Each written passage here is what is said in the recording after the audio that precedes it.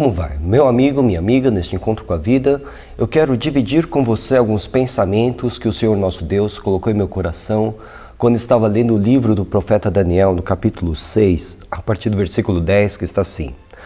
Quando Daniel soube que o edital estava assinado, entrou em casa, no seu quarto, em cima, onde estavam abertas as janelas que davam para o lado de Jerusalém, e como antes costumava fazer 3 vezes ao dia, ajoelhou-se, orou e deu graças diante do seu Deus.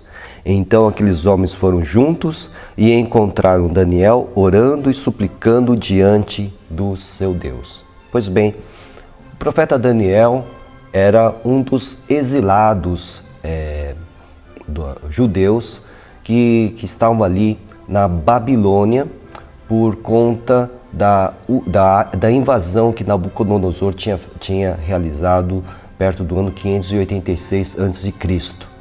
Daniel fazia parte então do povo cativo, mas apesar disso, Daniel foi conseguindo dentro do palácio alcançar postos elevados no governo babilônico, tanto que ele foi crescendo.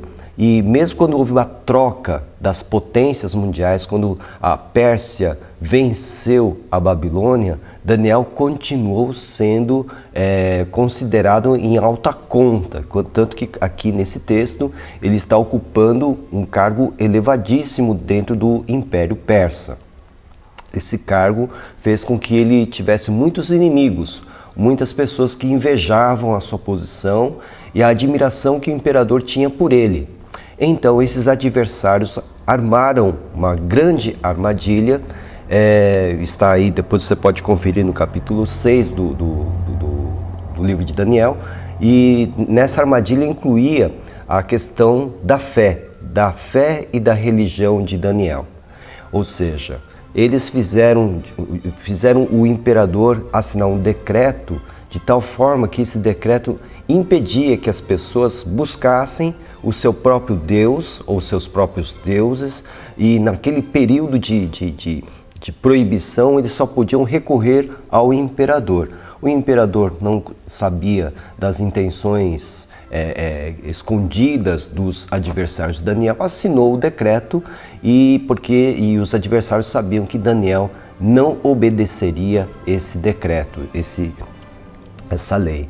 Então Daniel, quando soube da publicação da lei, da aprovação da lei pelo imperador, Daniel então, a primeira coisa que ele fez foi voltar para casa, abrir as janelas que davam para Jerusalém, ajoelhou-se e, como ele fazia todos os dias, orou e rendeu graças ao Senhor Deus. Seus inimigos sabiam que ele não mudaria a sua rotina de fé, por isso foram atrás de Daniel e o pegaram ali orando a Deus. E foi essa então a razão suficiente para eles levarem Daniel diante do imperador para condená-lo e executar a sentença. Você sabe que Daniel foi lançado na cova dos leões, mas ele não foi morto pelos leões, o Senhor Deus o livrou, e aí então os seus adversários aqui foram lançados na cova e eles aqui foram então executados. Pois bem, o que eu quero trazer aqui? Daniel, quando ouviu a lei, ele sabia que não havia mais nada a fazer. Então a pergunta que eu quero responder aqui é o que fazer quando não há mais nada a fazer? Daniel ouviu que o imperador havia assinado aquela lei, e aquela lei que proibia procurar qualquer deus a não ser o imperador, e Daniel não iria obedecer a essa lei, então não havia mais nada a fazer. Então, o que fazer quando não há mais nada a fazer? Olhe para Daniel.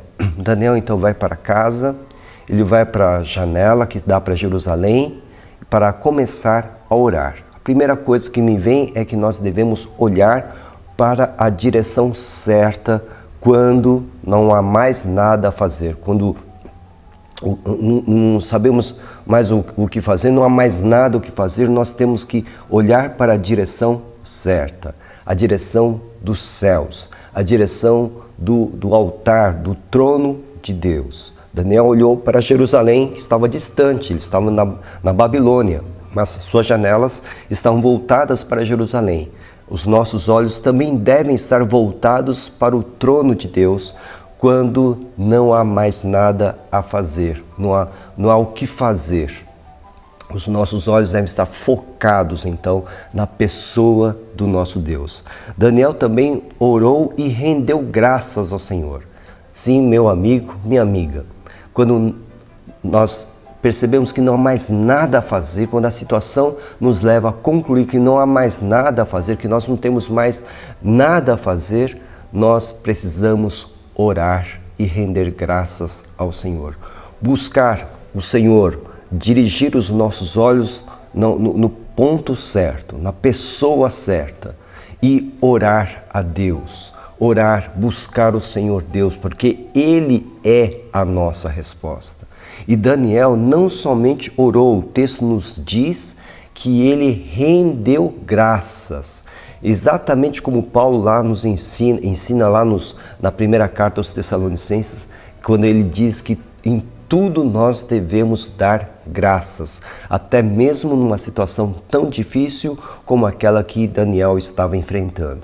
Sim, então nós devemos voltar os nossos olhos para os céus, orar e render graças. Meu amigo, minha amiga, dobre os seus joelhos. Quando não há mais nada o que fazer, dobre os seus joelhos, eleve os seus olhos para os céus, renda graças ao Senhor, porque Ele inclinará os seus ouvidos e ouvirá o seu clamor.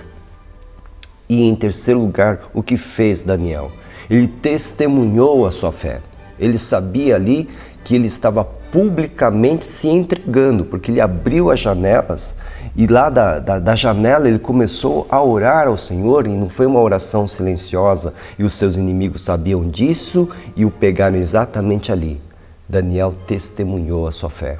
Mesmo que a sua situação não seja uma situação boa, mas muito pelo contrário, muito adversa, testemunhe a sua fé e Deus ouvirá a sua oração e honrará a sua fé e o livrará de todo mal, e aquilo que você não sabia mais o que fazer, Deus o fará no seu lugar.